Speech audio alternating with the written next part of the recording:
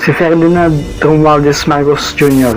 o mas kilala bilang Bongbong Marcos ay nag-iisang anak na lalaki ng dating Pangulong Ferdinand Marcos at ng dating First Lady na Imelda Marcos. Si Bongbong ay pinanganak noong September 30, 1957 at naihalal sa iba't ibang posisyon sa gobyerno mula Vice Governor, Governor, Congressman at Senador.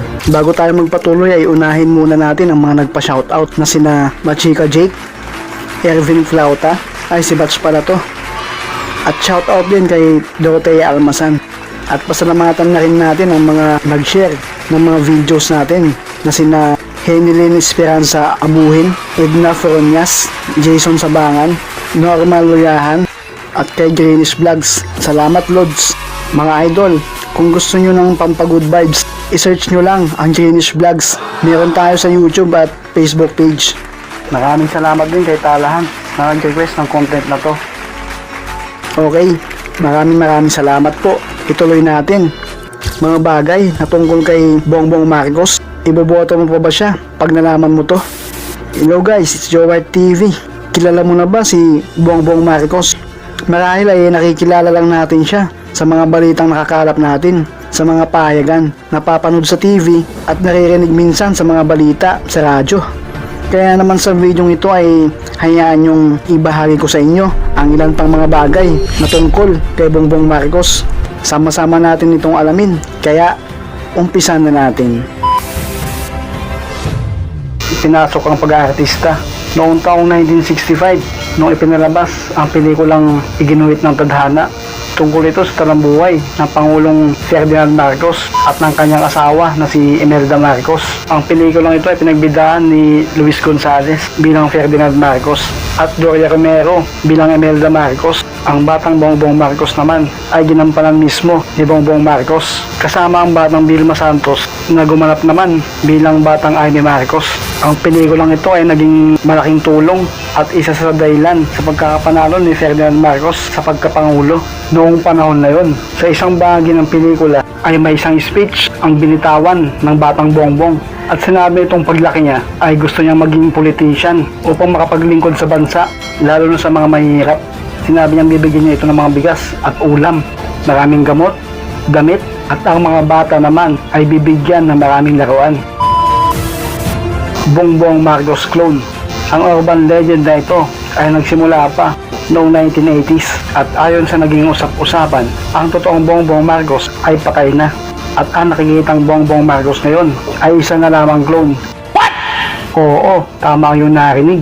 Isa daw umano itong kamag-anak ng mga Marcos na kinumbinsi ng dating First Lady Imelda upang magpanggap na Bongbong Marcos at sinasabing sumailalim ito sa plastic surgery upang nang sa ganun ay hindi maputol ang pamamayagpag ng mga Marcos sa politika noong mga panahon na yon. At isa pa sa mga urban legend ang nauugnay kay Bongbong Marcos ay ang pagiging magkapatid nila ni Senator Grace Poe. At ang bulong-bulungan pa nga, si Senator Grace Poe raw ay anak ni Ferdinand Marcos sa actress na si Rosemary Sonora, na kapatid naman ng actress na si Susan Roses, na siyang asawa naman ni Bernardo Poe Jr. na nag-aampon kay Grace Poe. Ang urban legend na ito ay madalas na namang gawing biruan ang dalawa nung sila ay nasa Senado pa. Bongbong Rockets. Ito ang kauna-unahang rocket na ipinangalan kay Bongbong na dinevelop ng Philippine Navy at ng mga scientists sa ilalim ng proyekto ng Santa Barbara noong 1972. Pinangalanan itong Bongbong 1. Isa itong liquid propellant rocket at kayang umabot sa sukat na 400 hanggang 500 kilometers. At unang isinagawa ang unang rocket test noong March 12, 1972 sa Caballo Island. Habang ibang rocket test naman ay isinagawa sa Port Magsaysay na mismong nasaksihan ng dating Pangulong Ferdinand Marcos. Na-retrieve ang rocket na Bongbong 1 sa bahagi ng South China Sea. Si Bongbong Marcos ay may ticket na papuntang buwan. Sa isang interview, sinabi ni Bongbong na iba't ibang tao na ang nakita niya sa Malacanang noong Pangulo pa ang kanyang ama. At isa sa mga ito ay ang dating Pangulo ng Estados Unidos na si Richard Nixon na bumisita sa Pilipinas noong July 26, 1969. Ito ay lumipas ang ilang araw matapos ang makasaysayang unang pagtapak ng tao sa buwan noong July 20, 1969. Ayon kay Bongbong, binigyan umano siya ng ticket ng dating US President para ito sa unang commercial flight papuntang buwan. Umaasa si Bongbong na isang araw ay magkakatotoo ang pangakong yon ng dating presidente kung sakaling magkaroon na nga ng commercial flight patungong buwan. Ayon pa kay Bongbong Marcos, nung bata pa daw ito ay pinangarap niyang maging isang astronaut kaysa maging isang politician. Si Bongbong Marcos ay miyembro ng isang banda. Lingid sa kaalaman natin, si Bongbong Marcos ay mahilig din sa musika. Dati itong naging miyembro ng banda noong siya ay nag-aaral pa sa work school sa England. At ang kanyang banda ay tumutugtog sa local public ng England. Hindi rin nagtagal ang kanilang pagtugtog dahil na rin sa karamihan sa kanilang grupo ay mga estudyante at kailangan bumalik para pagpatuloy ang kanilang pag-aaral. Kung hindi nyo pa alam mga idol, ay number 1 fan niya ang bandang The Beatles. Matatandaan na noong July 1966 ay nagkaroon ng concert sa Pilipinas ang bandang The Beatles. At sa hindi inaasahan ay nagkaroon ng hindi pagkakaintindihan sa dating First Lady Imelda. Hindi umano naging maganda ang pagtrato sa banda dahilan upang hindi na bumalik sa Pilipinas. Si Bongbong Marcos ay natalo sa pagkasenador taong 1995 nang matapos ang termino niya bilang representative na 2nd District ng Ilocos Norte. Kaya naman sinubukan ni Bongbong na tumakbo sa pagkasenador. Ngunit bigo siyang manalo at nagtapos lamang sa ika-16 na pwesto. Makalipas ang 15 taon, noong 2010 ay tumakbo ulit ito bilang senador.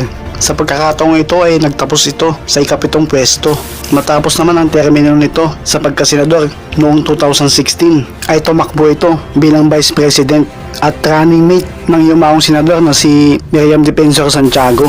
Naging dikit ang laban nila na naging Vice President na si Leni Robredo at hanggang ngayon ay ipinoprotesta pa rin ni Bongbong sa Korte Suprema ang di umano'y naging dayaan noong 2016 elections. Si Bongbong Marcos ay aktibo sa social media. Oo mga idol, si Bongbong Marcos ay aktibo sa lahat ng account nito sa iba't ibang social media platforms. Ang grupo na online supporters nito ay tinatawag na BBM Online Warriors. Ang Facebook page ni Bongbong ay mayroong 2.2 million likes, 878,000 followers sa Twitter, 229,000 sa Instagram at 251,000 naman sa kanyang YouTube channel. Sana all madaming subscriber at follower. Madalas makita sa mga content niya ang iba't ibang komento tungkol sa mga isyu na kinakarap ng bansa at update sa buhay nito at ng kanyang pamilya. Ang asawa nito ay si Luis Araneta at meron siyang 3 anak na lalaki na sina Sandro, Joseph Simon at Vince Marcos. Si Bongbong Marcos ay nagka-COVID-19.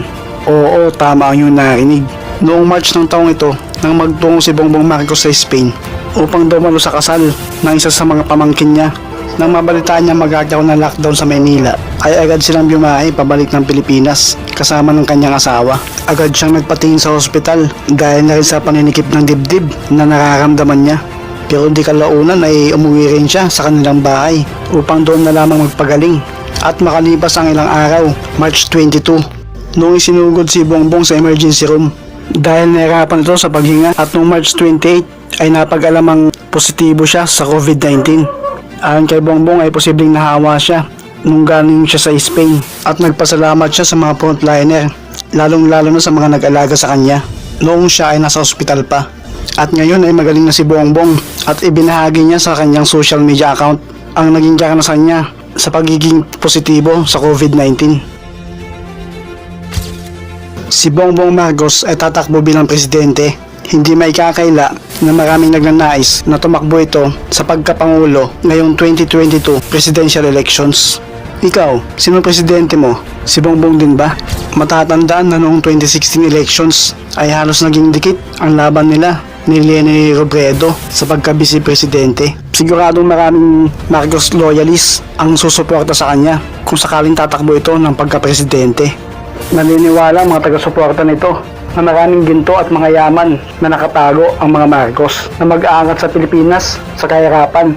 Sa isang payag mula mismo sa Pangulong Duterte, isa mismo sa pamilyang Marcos ang lumapit sa kanya upang sabihin na handa na umanong ibalik ng mga Marcos ang mga bahagi ng ginto at mga yaman para sa Pilipinas.